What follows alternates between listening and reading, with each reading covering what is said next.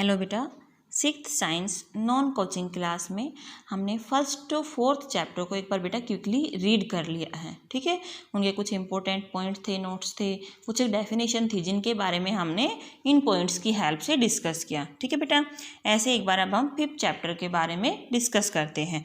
ठीक है, कुछ एक इंपॉर्टेंट डेफिनेशन है वो उनको यहाँ से हम दोबारा से रीड करते हैं। ठीक है, क्या कहते हैं देखो, फर्स्ट पॉइंट, टू और मोर substances on mixing form a mixture. ठीक है, सबसे पहले आता है मिक्सचर।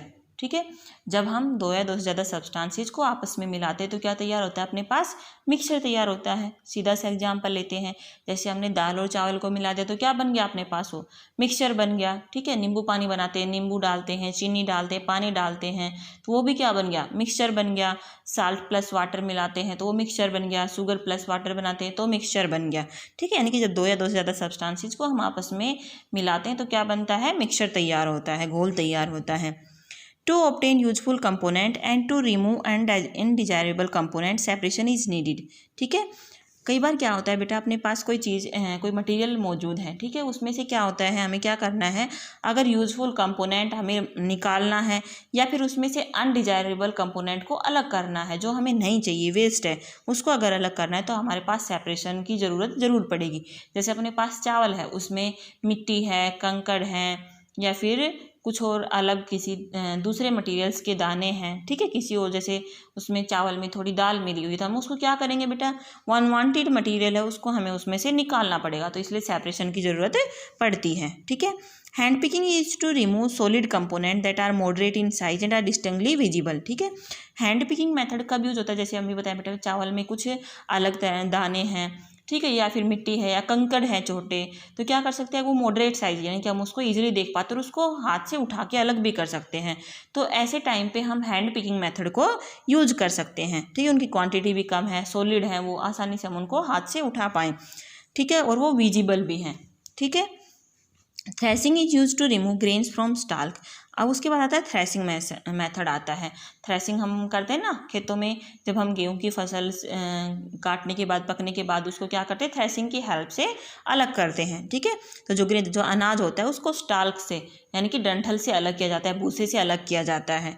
ठीक है, winnowing is use to remove husk from grains. ठीक है, जो चारा होता है उससे अनाज को अलग करने के लिए हम विनोविंग करते हैं। जो छाछ होता है ना, छलनी होती है, छाछ होता है, वो कौन सा मेथड होता है, विनोविंग का मेथड होता है। ठीक है बेटा, sieving is useful to remove solid component of different size.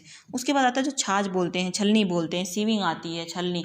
जब अपने पास दो अलग अलग साइज के कंपोनेंट होंगे तो हम उसको सीविंग की हेल्प से अलग कर सकते हैं। कैसे कर सकते हैं बेटा, जैसे अपने पास छलनी होती है, ठीक है, एक क्या हो अपने पास, जैसे चना है, ठीक है, उसमें क्या होता है, छोटे छोटे कंकड़ मौजूद होते हैं, तो क्या हो, चने का जो साइज है वो सीविंग की जो छलनी है, जो उसका जो छेद हैं, जो होल हैं, उनके साइज से क्या है, बड़ा है, इसलिए जो अपने पास चना है ग्राम से वो क्या रहेंगे, ऊपर रहेंगे, और जो पत्थर का जो साइज है वो छोटा है, वो नीचे आ जाएंगे। ठीक है, इस तरह से जो डिफरेंट साइज के हम अलग अलग कर सकते हैं। ठीक है, settling down of solid particle in a liquid is called sedimentation. ठीक है, जब सॉलिड पार्टिकल्स क्या होते हैं, लिक्विड में नीचे सेटल हो जाते हैं, उसे हम क्या बोलते हैं बेटा, सेडिमेंटेशन बोलते हैं।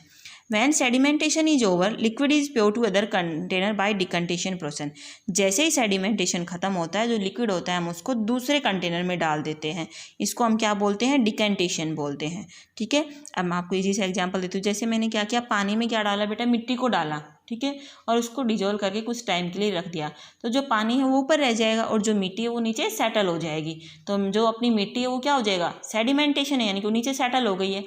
अब हमने क्या करना है, जो पानी ऊपर आया है उसको हम क्या करेंगे, दूसरे बीकर में निकाल लेंगे, और इस प्रोसेस को हम क्या बोलेंगे, डिकेंटेशन बोलेंगे। ठीक है, filtration method is use to remove insoluble solid particle from a liquid. Filtration method कब यूज किया जाता है बेटा, कुछ हमने क्या किया, मिट्टी और पानी को घोला, ठीक है, इनसोल्युबल है मिट्टी पानी में, ठीक है, तो क्या होगा, वो पानी में नहीं घुलेगी, अलग अलग रहेंगे दोनों, तो हम क्या करेंगे, फिल्ट्रेशन की हेल्प से, फिल्टर पेपर में, जैसे अपने पास कपड़ा है, हम कपड़े में अगर मिट्टी और पानी को दोनों को डालेंगे तो पानी नीचे आ जाएगा और मिट्टी वो कपड़े के ऊपर रह जाएगी। ऐसे ही फिल्टर पेपर है, फिल्टर पेपर में अगर हम ऐसे पानी को डालेंगे तो जो मिट्टी है, जो सैंड पार्टिकल है, वो उस कागज़ के फिल्टर पेपर के ऊपर रह जाएंगे और वो पानी है वो नीचे बीकर में आ जाएगा। ठीक है, solute is obtained from A solution using evaporation process.